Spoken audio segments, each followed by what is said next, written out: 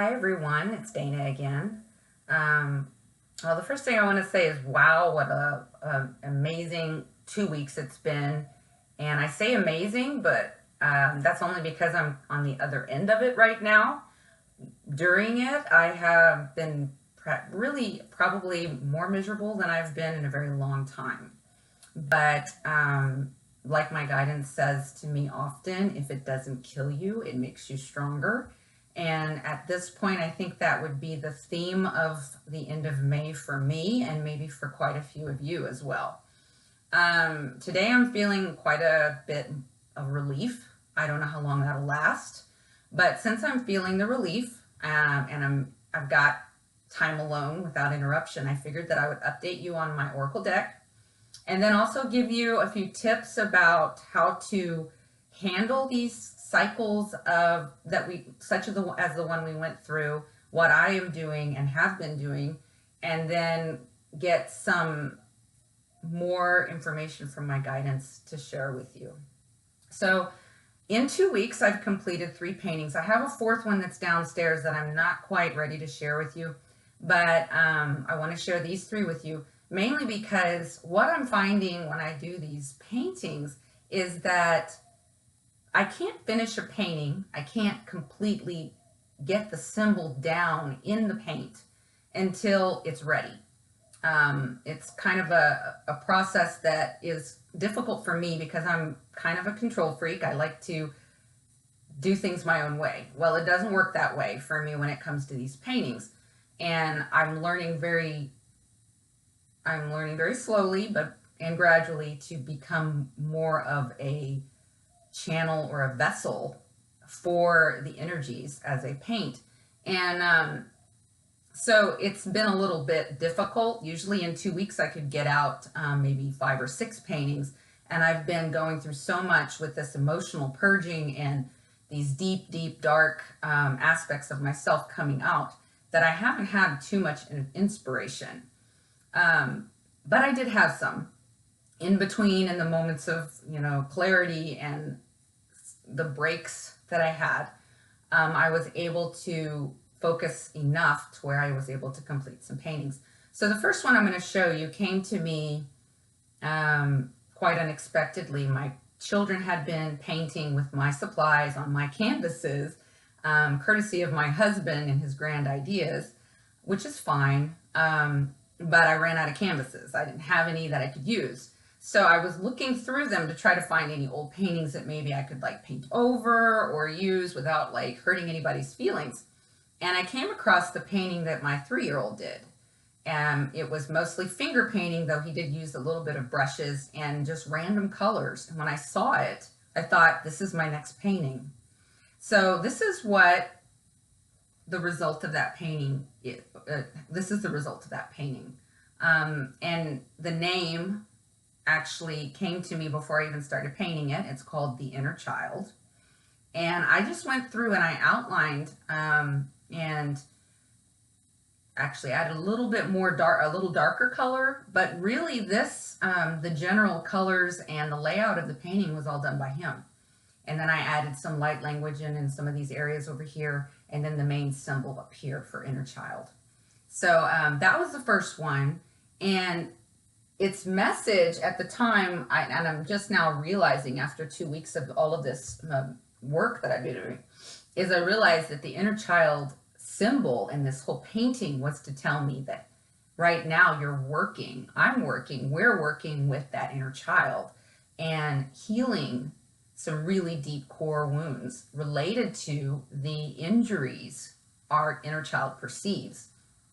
And it's only now that I'm realizing, oh wow, this painting was kind of giving me the heads up to, warn me that the work that I'm about to do has to do with this part of me that has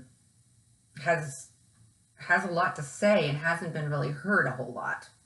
So that's the inner child painting. The one after that came actually last week. I had 2 that came right next to each other. And I went to a smaller canvas size because, well, like I said, I ran out of canvases. So I started hunting for old paintings, and I found a couple of 8x10s, which is considerably smaller than I'm used to working with. And this symbol came to me. And I actually saw this one in a dream. And it took me a while to paint. And then as it presented itself, it came with another symbol. I don't know if you can see it. Maybe if I outline it, you can. You can see it kind of looks like an arrowhead. And that actually I didn't even know was there until after I finished this painting. It's called Mastery, by the way. That other symbol is actually a spade. And the messages that it was giving to me was that I was going through a period of becoming my own master, or a master, and entering into mastery. That goes along with a lot of other, a whole lot of lessons, of course, but it's quite a big message, because it indicates that there's a lot more work going on. We're doing a lot more work than we realize. There's a whole lot going on under the surface. Now this painting, also on an 8x10, I've had the symbol, this central symbol right here. I had it for a while, and I just couldn't paint it.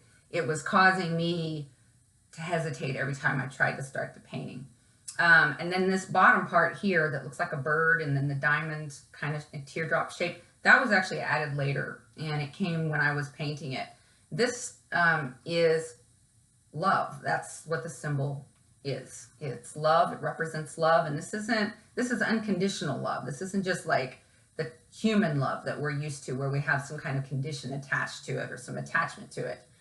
And in considering these two, let me go ahead and grab the other one. These two that came recently, we have mastery and love. It's more of a message about, you know, this inner child work, and this work that we've been doing to clear these inner demons, these fears, and all of this, these belief systems, these things that have been holding us back. You can't work with your inner child if you don't have love for that part of yourself. You can't do anything with the inner child without love. It's like working literally with a child. And if you're a parent, or if you've ever worked with little ones, you know how challenging that is. Well, this is you as a child. And if you're like me, I'm super critical and super judgmental, which I'm working on as well. So it makes it that much more difficult to work with that part of me that has been judged and criticized harshly my entire 40 years. So while we're working with this inner child, we are having to treat it, or to love it unconditionally. And we're becoming masters of ourselves through doing this. So you can see how those three paintings and those symbols all went together for this last couple of weeks, this transformative period that we've all been going through. So a little bit about what my guides have been telling me about this last couple of weeks is that we've been we've been slowly peeling away layers of the false self, getting closer and closer to the core, those core issues that we're like holding on to for dear life. And the closer we get to those core issues, the more that false self, that ego self, whatever you want to call it, starts going into fight or flight. And as we get even deeper, then there's a feeling that goes with it of being kind of trapped or cornered. And so what happens when someone is cornered? Can they really run away? Not likely. And so what's happening is the ego child is like kind of what I like to call, it's kind of like a mixture of the false self with the inner child. It's all there in the middle, becomes this terror.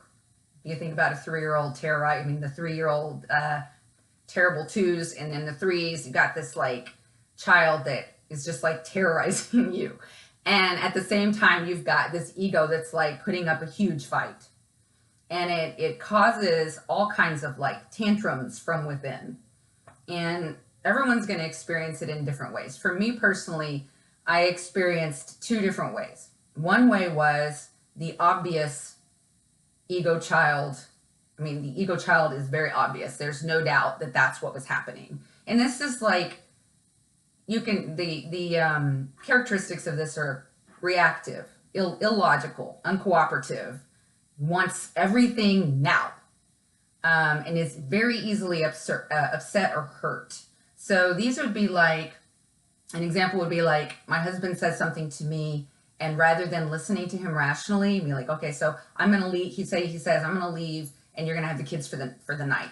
Instead of going, okay, I think I can handle that. How about, we come up with so that a deal so that the next day that I can have time alone. Instead, I would say no, and I'll just be like totally reactive and uncooperative, illogical. Nothing makes much sense when this part of when this more obvious ego child comes out to play.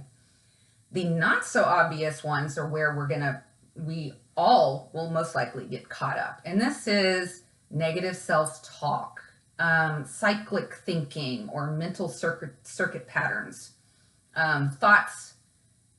These are the thoughts that precede the emotional response that I just talked about, the more obvious ones. And then I guess you could really call this not so obvious part of the ego child as like your inner bully. So this is the more hidden parts where you're hearing, if you pay attention, you will hear something similar to, you can't do this. What are you thinking? You're just going to fail. This, the negative self-talk. But the bully, this inner bully, it's seeking to diminish your own personal power. It victimizes you. It ridicules you. It preys on your belief systems, your feelings of unworthiness or lack. And it's pretty sneaky. It's like, my 3-year, I love to use my real children as an example because it's so perfect. My 3-year-old is usually very loud and playing and everything. And then occasionally it'll just get really quiet. And I've learned when it gets quiet like that something's going on that shouldn't be. And that's similar to the obvious ego child and the not so obvious one. There's the obvious ones we're used to. We're like, okay, we know this about ourselves. We're on the alert. And then there's the other one where all of a sudden things are eerily quiet. You're not feeling quite right. Something's off. You can't put your finger on it. That's the not so obvious one. So in this last 2-week period, I've been pummeled by the not so obvious ego child. It's been very difficult for me to kind of understand the inner workings of myself and try to understand how to handle this upset that's coming from, there's no real way to even say where it comes from. It's just there and then it's gone. So my way of handling it has been to go back to some of my earlier practices that I haven't really been keeping up with because I didn't feel a need for them. I've been fairly balanced in my spiritual development and my spiritual journey up until probably about 6 or 7 months now. So what have I been drawn to? Well, one of the first things that I have been doing is I'm really into essential oils. I feel like they help me immensely. And lately I've been drawn to 3 specific oils, and that's frankincense, lavender, and patchouli. Now, frankincense is one of my favorite essential oils, no matter what. Even if I'm not feeling down and out, I'm usually using frankincense in some way. It helps to connect you to your higher self. It's giving you that clearer connection. It helps you to have this clarity that otherwise you wouldn't. So if you have an intention to have more clarity, then you would reach for your frankincense. Lavender, we all know about, is very calming and very helpful to kind of help you to kind of unwind and get out of your mind. It's also really good for your nervous system. I just like the smell personally, but I also like all of the other effects too. And then patchouli is a very grounding essential oil. And one of my favorites to use whenever I'm doing yoga, which, by the way, I've started doing more of as well. And I have actually 3 oils that I use. They're blends that are through doTERRA. One's called Hope, and the other one's called Peace, and then the last one's Console. Console is my favorite one and the one I've been using the most. And it just so happens that frankincense is the top oil in this blend. All of them have been very, very helpful. I just find that if I use them frequently, and sometimes I'm using them 4 or 5 times a day, that it helps me to balance out my energy. And another thing that I've been going back to that I'm finding myself drawn to lately are my crystals. And I have favorites of these too. I actually don't have a whole lot of crystals. I used to, but I gave a whole lot of them away. And the ones that I kept are my amethyst, my rose quartz, and I have also just clear quartz. I don't have it at the moment. And then my citrine, which is really tiny here, but it's one of my favorites. I've been really drawn to my citrine, actually, to the point that I'm just holding it a lot. And I'm putting it on my solar plexus because a lot of I've been having some physical pain and some physical discomfort in my second and my third chakras. And I find that citrine really helps with my solar plexus area. And another handy dandy tool that I've been using are my pendulums. Actually, you may not know this about me, but I used to make them. So I have several. This one has rose quartz. So this was the one that I was using most recently. And then this is my carnelian one.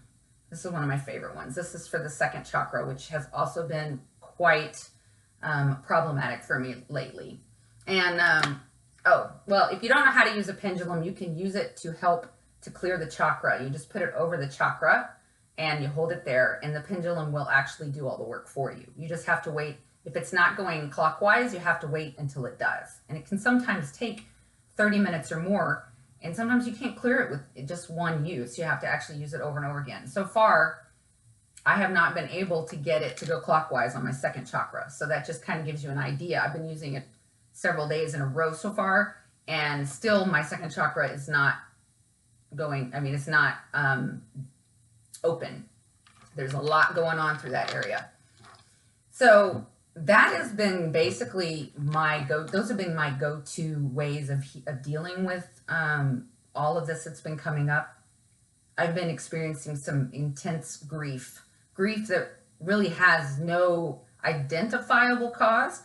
Sometimes it does. Sometimes I do know what it is, but most of the time I'm just feeling like somebody died and I'm just overflowing. It's almost like I'm vomiting emotion, and it's like very physical and very tangible. I don't cry very much, and this is like an uncontrollable like purge. It really is a purge. It's coming from my core, and it's coming out. And I sometimes will have these episodes that last up to an hour at a time. And I can tell you an hour is about my limit. It gets really agonizing. If I didn't have my oils, my crystals, my yoga, my going for long walks, my grounding techniques, my baths, I don't know if I would be able to cope with handling that energy. Because once it comes out, the after effects are very much like I had actually been ill. I feel drained emotionally and physically, and I feel disconnected spiritually. I have hardly had any direct communication with my guidance during the day, which is unheard of for me. I just don't have the energy though, and I don't really care. I'm just kind of like, yay for peace for a little while. So if you've been experiencing this purging like I have, know that the purpose of it is to clear out those final, that core area, those core wounds. And it's working with that inner child and being able to love and accept that part of yourself. If you reject what's happening and the emotion and the purging, you're going to have more difficulty and more incidents of it. You have to just let it happen, which for me has been very difficult and quite a learning experience. Kind of laughing about it now because I'm not in the midst of it. But, we'll see what happens in 24 hours. I'm hearing that it's not over until about June 5th or 6th. So I know more is coming. I forgot to say, with your inner child, when you're working with your inner child, you can actually talk to them. Talk to that part of yourself. Tell yourself, I love you. Tell yourself, I understand. Listen to those thoughts, those more obvious, the ego child obvious thoughts, the reactive, illogical part of you, and also the negative self-talk. When you hear something negative, like, oh, you can't do that, or nobody wants to see you, or no one cares if you're there. There's all kinds of things that voice says. just say something back like, I know that's not true. Or, I know that you're feeling hurt, but I love you anyway. Just have those conversations. I know it sounds kind of crazy, but it works. But there's also, you need to be firm with this inner child. You can't, just like with a 3-year-old, you're not going to be, oh, honey, don't do that, and just, kind of move them away. Well, they're going to go right back and do whatever it is you don't want them to do. So just like with a real small child, you will make sure that they understand that it's not allowed and it's not acceptable. And everyone's inner child is a little bit different. We all have our own personalities, our own ways of doing things, our own tendencies. So you have to kind of work with yourself. And there's really no one else that can do it. You can't go to a psychic, or you can't go to a friend and say, please help me with this, fix it. This is something we're all having to do ourselves. And it's not fun, and it's not something we really prefer to do. I mean, maybe there's some people out there that like to jump into deep holes of despair. Not me personally. I have with me my my oracle deck, but and I will be using it probably in a minute, but I feel like I need to pull some cards just to kind of give an idea kind of what to expect in the next couple of weeks up until about June 6th or 7th, so we can get a clear idea of what to expect. I have another deck that is actually the only deck I've ever used. I'm pretty picky. I'm not actually a person that uses tarot very much as a tool, but there is one particular tarot deck that I love it. I adore it. I wouldn't use any other deck except maybe my oracle deck now. And it's the Osho Zen Tarot deck. And if you haven't ever seen this deck, you should definitely take a look. It's just spectacular. It's the energy and the messages that you can get from these cards without even using the book is just spectacular. So I decided I'm going to use this deck to kind of see what my guidance has to say, not just for me, but for everyone in the next couple of weeks, to kind of get an idea of, where we're headed. I feel, my gut says that there is going to be a reprieve that's coming soon. But we'll see if there's anything that my guidance wants to add. Because, a lot of times what I'm picking up is just for me. Because right now I'm like, please don't, I'm saying to my guidance, please no more of this purging. I really could use a break. And I'm feeling like that's going to be granted. But that may not be for everybody. So let's see what we got here. All right, so I'm going to just be drawing a few cards.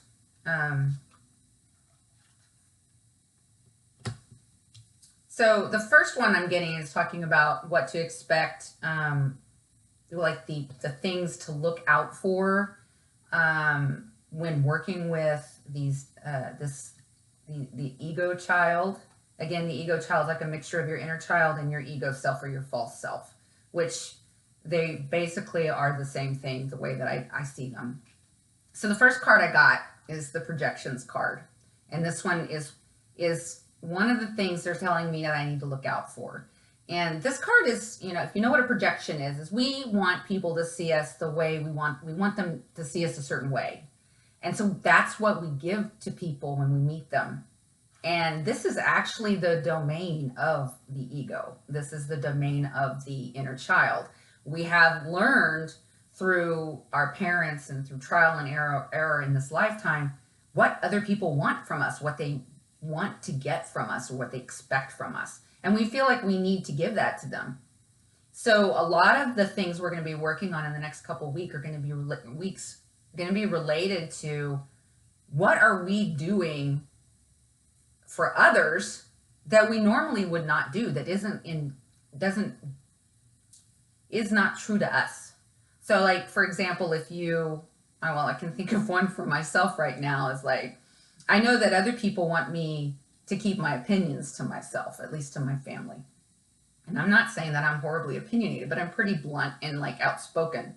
So a lot of times when I'm around people that I know, around family, or my mom's introducing me to someone in family, or I'm with my stepfather, I don't say a whole lot and I avoid certain situations and I try to like keep a smile on my face. And it's not necessarily saying, okay, now you just be yourself And, like for me, I would be like blunt, just saying things, maybe not holding back. It doesn't necessarily mean that, but it means to be aware of it. And then think about, is this serving you or is this not serving you? And then if it's not serving you, how can you change it so that it is? Because projections, they have their place. There's a reason for them. We have to live together, and it helps us learn about who we are. The process does. So it's not that we want to just eliminate them, but we want to be aware of them. The more aware we are, the more at cause we are. And it's the same when we're talking to other people. They're projecting on us. I'm very good at telling whether a person, what their words are saying is actually goes along with their energy. And some people aren't, and that's fine.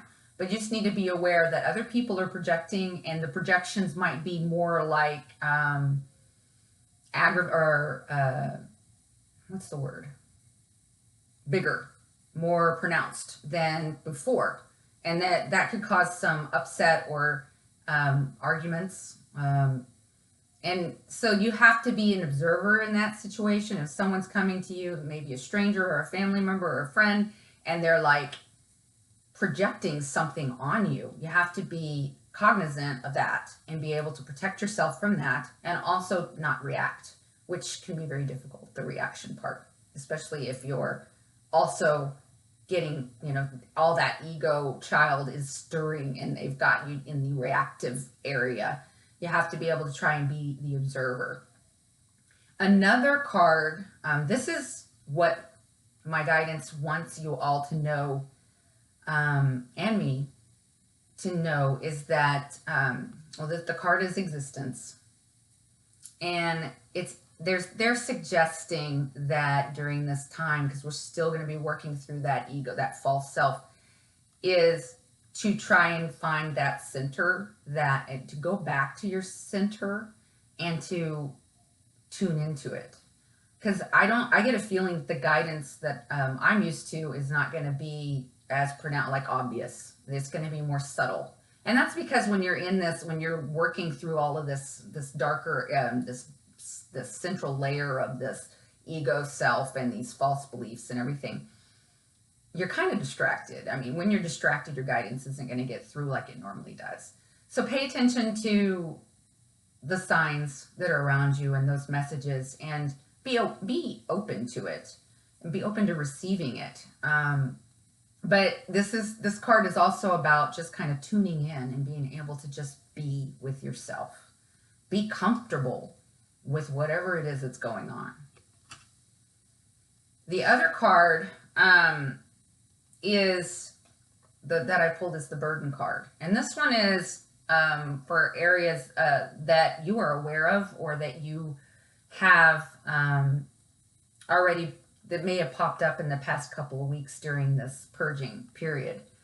For me, it's various relationship issues and various aspects that maybe haven't been able to be resolved. And this card, the burden card, is asking you to look at those and confront them, because there's a reason that they're there. They are creating, there's a burden that you're carrying. But when you don't resolve them, when you just put them to the side and you try to cover them up or pretend they're not there, that non-confront just puts them, it's like carrying them on your back, just like this poor guy. You can see him, he's exhausted. He's got this guy on the top, with a gun, or not a gun, what is that? A glove, pointing to go and do this or do that. And he's just exhausted because he's been trying to carry this around and live with something that's too much. So there's a caution there that these kinds of issues will be surfacing. And we always have a choice. We can choose, yes, I'm going to confront it full on and finally do what I feel like I need to do, or we can continue to put them off. And it doesn't matter what you decide. I mean, if you don't want to deal with it, that's okay. Because if you're purging all of this emotional stuff, and you're like what I've done in the last couple of weeks, I can tell you right now, if some issue comes up and says, deal with me, I'm going to say, get out of my face, because I'm just not going to be able to handle it with all of this purging and emotional stuff going on. It could be, though, that that's exactly my purging and all this emotional stuff coming up. It may cause me to react in such a way that, you know, I actually do deal with it. I don't know. I'm not going to think too much on it. I do see it as a good, fair warning, and I'm very grateful to have gotten it.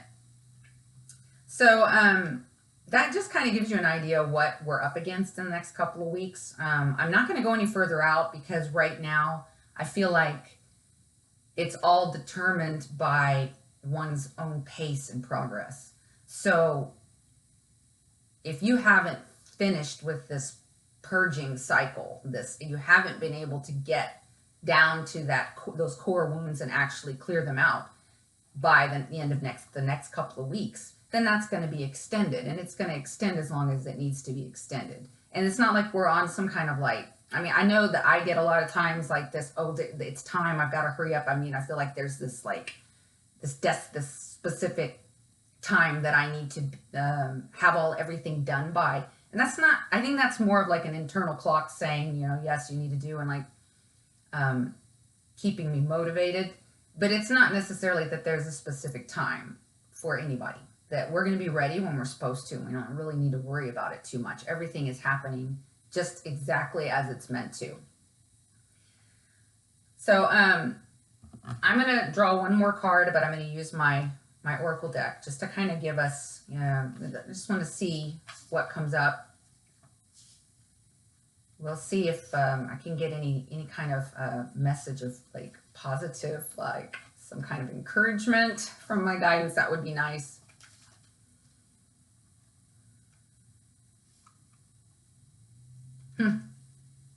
So the card that came up is the wholeness card. And this card is indicating that the goal here is that we are whole, that we are recovering parts of ourselves. We are mending ourselves and becoming who we're meant to be. And so this card gave me kind of like a feeling, like some emotion, because it's kind of like, don't forget, you're right on target. You're going where you're supposed to be going. You will reach this goal. It is going to happen. It's a lot of work. It's not easy. It's not all roses and rainbows or whatever you want to call it. I mean, there's, dark, deep pits of tar that you can get stuck in too. I kind of feel like I'm still kind of cleaning off some tar and worried that I'm about to get thrown in again. And it's not fun. It hasn't been fun. I think it's been the most challenging 2 weeks of my life. And I'm grateful to have any kind of encouragement that I can get. So hang in there. We'll get through this, and I will keep you updated on future paintings and maybe do another one of these readings soon. I'll see you later.